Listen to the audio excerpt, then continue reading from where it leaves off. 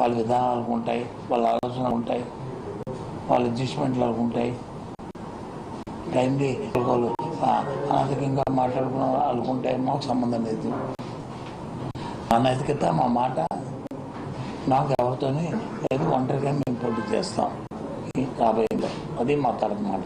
ప్రత్యేక హోదా ఇవ్వని పార్టీ భారతీయ జనతా పార్టీ, విశాఖను ప్రైవేటీకరణ చేసినటువంటి పార్టీ భారతీయ జనతా పార్టీ, విశాఖకు రైల్వేలు ఇవ్వనటువంటి పార్టీ భారతీయ జనతా పార్టీ. అలాంటి పార్టీని పొద్దులోకి రమ్మని ఆహ్వానించడాన్ని ఏ విధంగా చూస్తారు? అది ఎవరు ఏ పార్టీ ఆహ్వానించడం తెలుగుదేశం పార్టీ. ఏ పార్టీ అయితే ఇంటి చుట్టూ తిరుగుతున్నారో తెలుగు పార్టీ, ఆ గుమ్మాలెక్కి బాబు నేను అంటారో వాళ్ళకి ఆ ప్రశ్న ఇస్తే బాగుంటుంది. రేపు ఎన్నికలు వచ్చి అయిన తర్వాత నేను సభకు ముందు ఊరికనే నేను మాట్లాడితే బాగుంది. ఎప్పుడు చేస్తున్నాం, ఇవాళ కొత్త కాదు కదా. ఎప్పుడు చేస్తున్నాం, ఇవాళ కొత్త కాదు కదా. స్టార్టింగ్ డే 1 చేస్తున్నాం. మన నాకరికి దానికే శాసనసభ సాక్షి ముఖ్యమంత్రి ఏం చెప్పారు?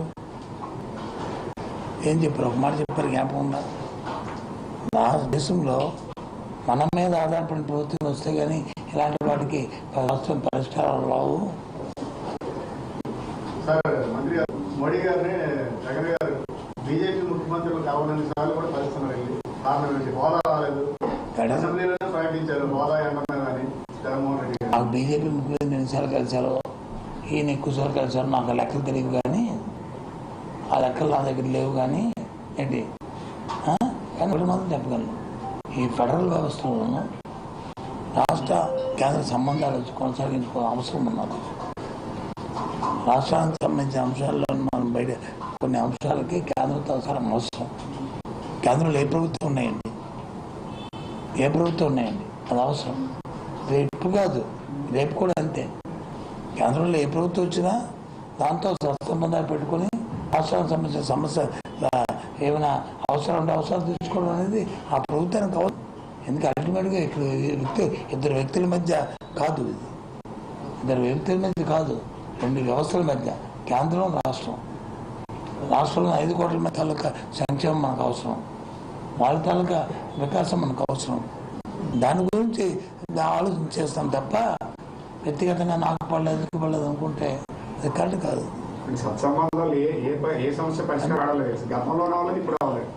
ఒకటి 10 సార్లు అయితే కానీ రావు. ఇంకా దాని మీద చెప్పాం కదా, మన శాసనసభలో చెప్పారు కదా చీఫ్ మినిస్టర్ గారు, జగన్మోహన్ రెడ్డి గారు శాసనసభ సాక్షిగా చెప్పారు కదా, మన ఆధారపడిన ప్రభుత్వాలు వస్తే కానీ ఇవన్నీ పరిష్కృతం అవ్వవు, నాకు తెలుసు, నా బాధపడను అని చెప్పారు కదా. ఎన్నికలు చెప్పాము, ఎన్నికల తర్వాత చెప్తున్నాం.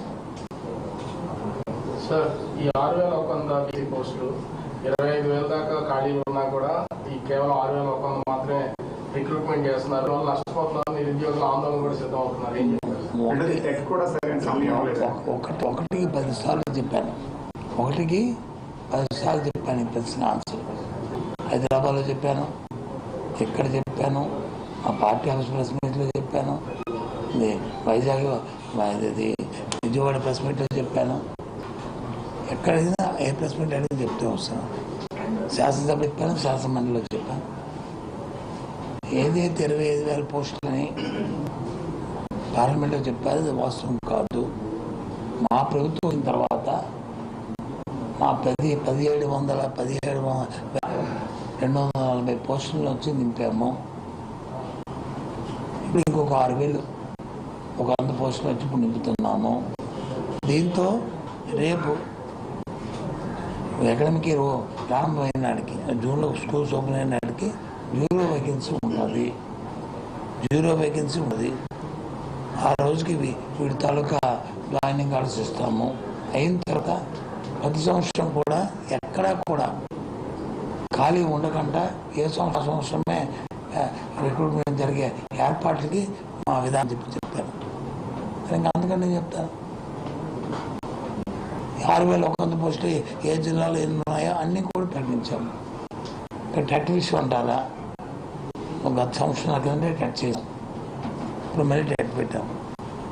ఎగ్జామ్ పెట్టిన వాళ్ళకు పెట్టండి పెట్టిన తర్వాత వచ్చి పోస్ట్పోన్ చేయండి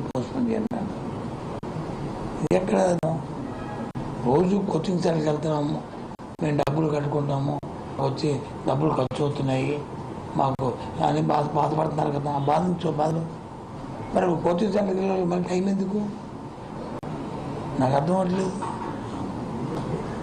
దయచేసి అర్థం చేసుకోమని కోరుతున్నాను. ఈ ఇచ్చిన ప్రక్రియ, ఇచ్చిన డేట్స్ దయచేసి మారవు. కాబట్టి అందరూ కూడా దీన్ని సద్వినియోగం చేసుకోమని, అందరికీ సక్సెస్ అవ్వాలని ఆ కోరిక, 4,100 రావాలని కోరిక.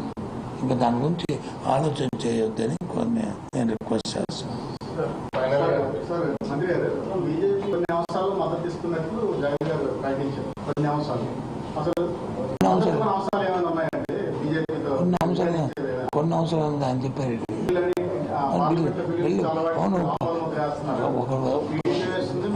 ఒక విషయం అండి, పార్లమెంట్లో వస్తున్న బిల్లు, అది లోక్సభ కానీ రాజ్యసభ కానీ, ఆ బిల్లు వల్ల మన రాష్ట్రానికి ఏమైనా ఇబ్బంది వస్తాయి, లేదు దేశం తాలూకా రక్షణకి సార్వభౌమాధికారానికి ఏమైనా ఇబ్బంది వస్తాయి, లేదు రక్షణకి ఏమైనా ఇబ్బంది వస్తాయి, మనం దాన్ని సమర్థిస్తే తప్పు. ఆ మూడింటికి లేనప్పుడు మనం వచ్చి చేస్తారుగా. ఆ మూడింటికి లేని దాన్ని మనం వచ్చి పెద్ద బిల్లుని అడ్డు పెట్టుకుంటే నువ్వు అడ్డు పెట్టినా ఆగదు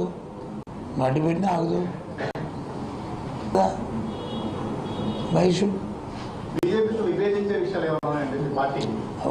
అంశాల వారి బెదిరించే అవసరం వస్తే బెదిరిస్తాను. నేను దాన్ని ఇప్పుడు ఎందుకు మేము వీరిని సూర్యుని అని చదవడం చెప్పుకోలేదు.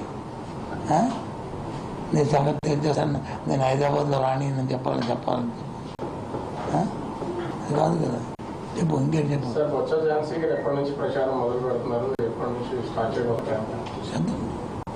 మీరు మీ అందరూ ఎప్పుడు కోరుకుంటే అప్పుడు నుంచి,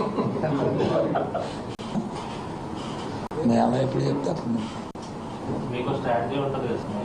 నాకేం స్ట్రాటజీ, మా